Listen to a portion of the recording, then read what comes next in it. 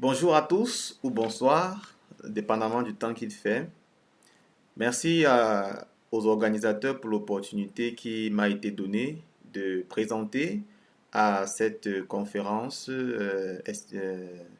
inestimable, Evidence 2025. J'avoue que c'est un réel privilège pour moi et un très grand plaisir de faire ma présentation qui porte sur une des études que nous avions menées au Cameroun, intitulée Évaluation de la pratique basée sur les preuves auprès des kinésithérapeutes, une étude transversale au Cameroun.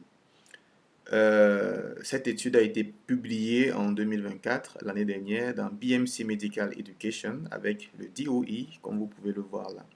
Je m'appelle Nsango Muntesu Dylan Landry.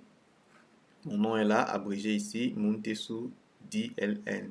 Je suis kinésithérapeute et chercheur exerçant au Cameroun et enseignant en kinésithérapie à l'Institut supérieur des sciences de la santé Brahms de Bamessou. Ma présentation va s'articuler autour de 5 grandes parties, à savoir une introduction, la méthodologie, les résultats et discussions, puis la conclusion et les recommandations.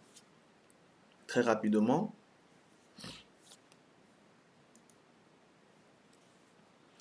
euh, nous passons à l'introduction. L'evidence-based practice est définie comme l'utilisation judicieuse et consciencieuse des meilleures preuves disponibles pour formuler une question clinique et prendre une décision thérapeutique pour un ou plusieurs individus.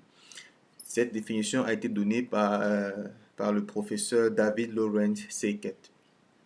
Ainsi, l'evidence-based practice se base sur 4 grands piliers, comme présenté dans cette figure. Ici, c'est vrai, ça c'est les piliers traditionnellement présentés, les trois, mais il y a le quatrième pilier qui n'est pas présent ici, mais que je vais quand même introduire. Le premier pilier, et aussi il faut préciser que l'ordre numérique n'est pas hiérarchique, en fait, c'est juste pour besoin de numération. Donc, le premier pilier, c'est l'expérience clinique du thérapeute. L'expérience clinique du thérapeute dans l'evidence-based practice inclut le savoir-faire, le savoir-être, le savoir et le savoir produit que le thérapeute a acquis au cours des années de formation initiale ou de formation continue. Puis le deuxième pilier, c'est les besoins du patient, ici matérialisés par ses besoins énoncés et ses besoins non énoncés, sa connaissance ou ses connaissances, sa perception de lui-même, de son environnement, de la pathologie, du traitement et du thérapeute qu'il a en face de lui. Et puis le troisième pilier ici, c'est les recherches, les évidences, les données probantes qui sont trouvées, qui sont présentes dans la littérature à travers les bases de données que nous allons présenter dans la diapositive suivante. Le quatrième pilier ne figurant pas là, il s'agit ici de l'environnement. Il s'agit en fait du contexte local, incluant tout le matériel qui peut être à disposition et les circonstances qui sont autour de nous. Donc voilà les 4 piliers de l'evidence-based practice.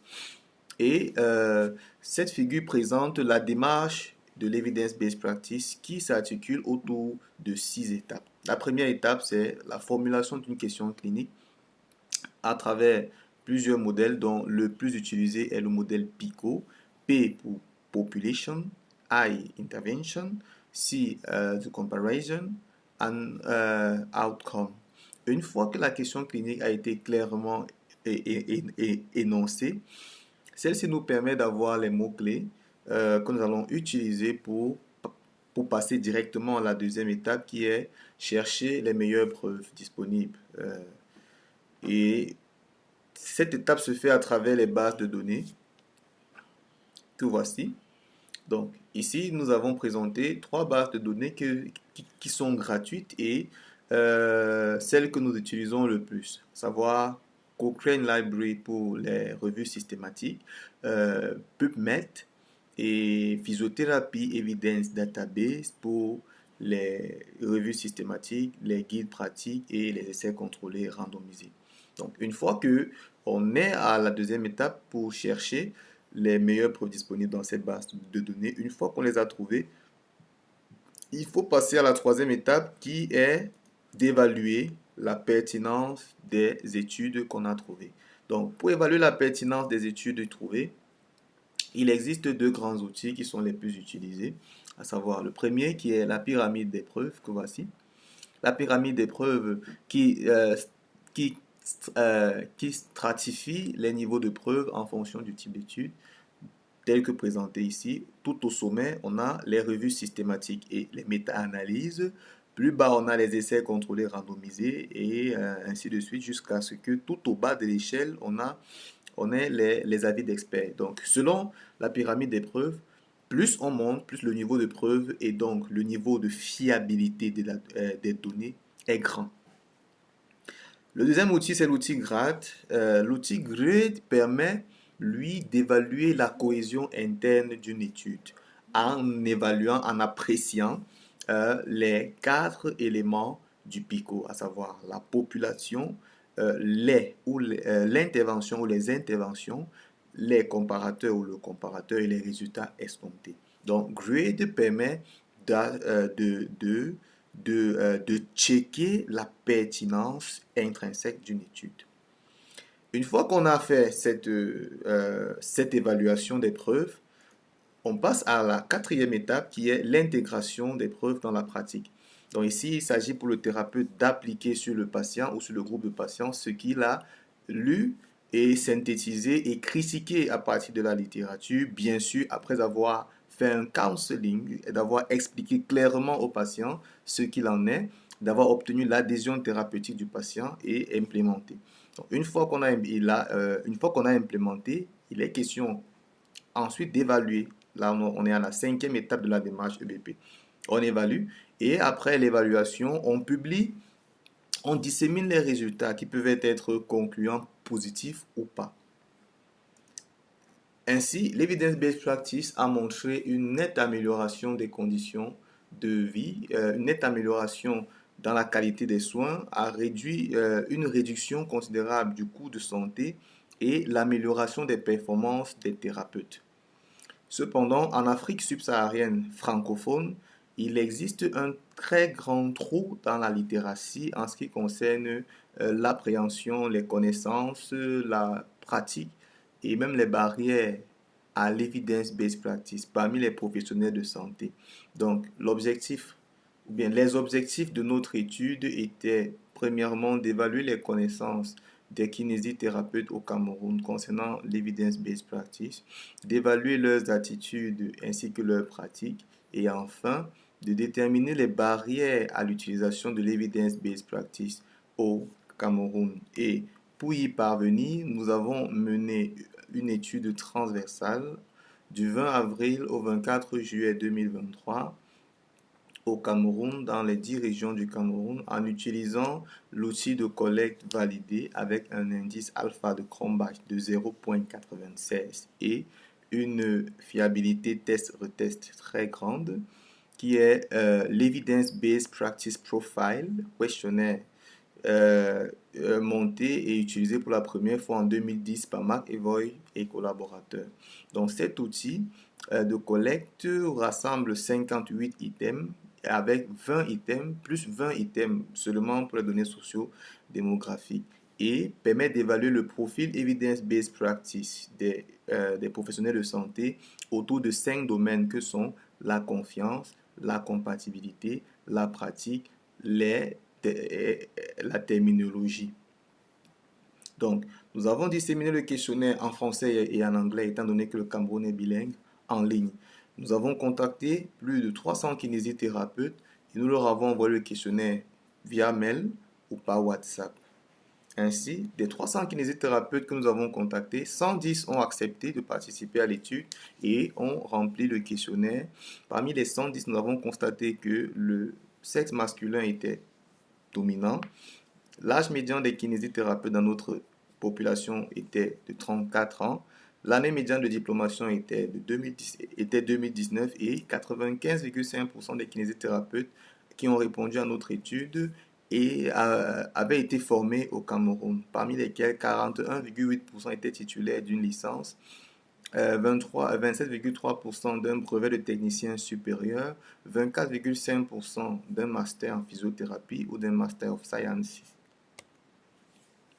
Nos résultats ont montré que 80, soit 72,7% des kinésithérapeutes dans notre étude n'avaient jamais été formés à l'evidence-based practice. Pour rappel, ce que j'ai oublié de dire, c'est que nous avons sélectionné uniquement les kinésithérapeutes qui exerçaient au Cameroun et qui avaient au moins un an d'expérience. Donc parmi eux, 72,7% n'avaient jamais été formés à l'evidence-based practice, ce qui est contraire aux résultats trouvés par Brouchard et collaborateurs en 2022 en France, où plus de 80% de leur échantillon, puisque eux, ils ont aussi utilisé le même outil que nous, à savoir le questionnaire EBP2 de McEvoy. Donc, 80% des kinésithérapeutes français en 2022, d'après leur étude, avaient été formés à l'EBP. Ce qui n'est pas étonnant parce que nous avons constaté que depuis 2015, les modules de formation à l'Evidence-Based Practice avaient déjà été inclus dans les programmes de formation initiale des kinésithérapeutes dans plusieurs écoles en France. Par ailleurs, 43% des kinésithérapeutes de notre étude ne comprenaient pas le concept de l'EBP. Cela dit, ils ne connaissaient pas les quatre piliers de l'EBP, ils ne connaissaient pas les 6 étapes de la démarche EBP. Et concernant maintenant les domaines d'évaluation du profil des kinésithérapeutes avec le questionnaire EBP2 de McEvoy, le score pour la terminologie était de 55,4 sur 100, c'est-à-dire que concernant la connaissance et la compréhension des thèmes tels que revue systématique, guide pratique, essais contrôlés randomisés, études de cohorte et tout le reste, les kinésithérapeutes étaient à 55 sur 100. Concernant la confiance, il s'agissait d'évaluer jusqu'à quel niveau les kinésithérapeutes avaient confiance dans l'evidence-based practice. Ils étaient à 36,5 sur 100. Concernant la pertinence, il s'agissait d'évaluer jusqu'à quel niveau les kinésithérapeutes au Cameroun trouvaient pertinent d'utiliser l'evidence-based practice compte tenu du contexte local. Ils étaient à 33, ce qui est très bas, 33,2, ce qui est très bas. Et concernant la pratique, le score pour la pratique était 26,3 sur 100, témoignant une très faible utilisation de l'evidence-based practice par les kinésithérapeutes au Cameroun. Ces données vont dans le même sens que ceux obtenus par Hassani et collaborateurs en 2020 dans une étude menée en Arabie Saoudite, où ils ont eu les chiffres à peu près similaires. Et cela pourrait s'expliquer par le fait que même en Arabie Saoudite, les kinésithérapeutes n'avaient pas été formés à l'evidence-based practice à l'année où ils ont réalisé leur étude. Par contre, Aweto et collaborateurs au Nigeria ont trouvé que plus de 70% des participants à leur étude comprenaient clairement l'EBP, connaissaient les bases de l'EBP et les 6 étapes de la démarche EBP, de même que ACT, B et collaborateurs dans une étude menée en 2021 aux Émirats arabes unis.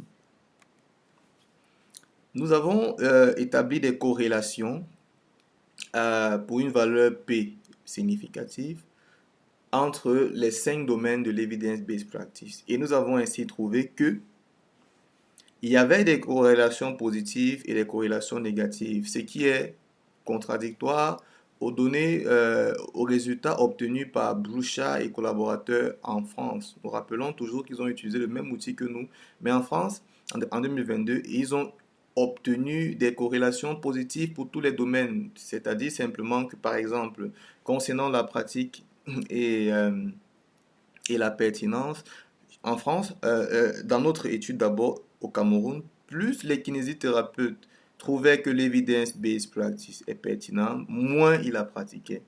Par contre, en France, ils ont trouvé Plus il trouvait que l'evidence-based practice est pertinente, plus il la pratiquait. Chez nous, donc, il y a un contraste. Ce contraste pourrait s'expliquer par la sous-information des kinésithérapeutes dans notre contexte à l'evidence-based practice. Plusieurs ne savent pas vraiment ce que c'est, ils ne savent pas vraiment comment l'utiliser.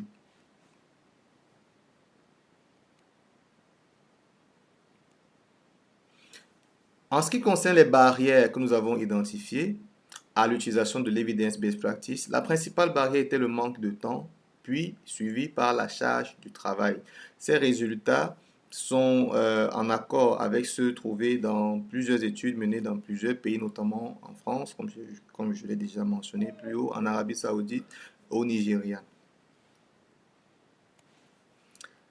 Voici les principales limites à notre étude et en conclusion, nous disons que les kinésithérapeutes camerounais ont un faible niveau de connaissance et d'application de l'evidence-based practice, les barrières majeures étant le manque de temps et la charge du travail, et ainsi que les difficultés d'accès aux ressources.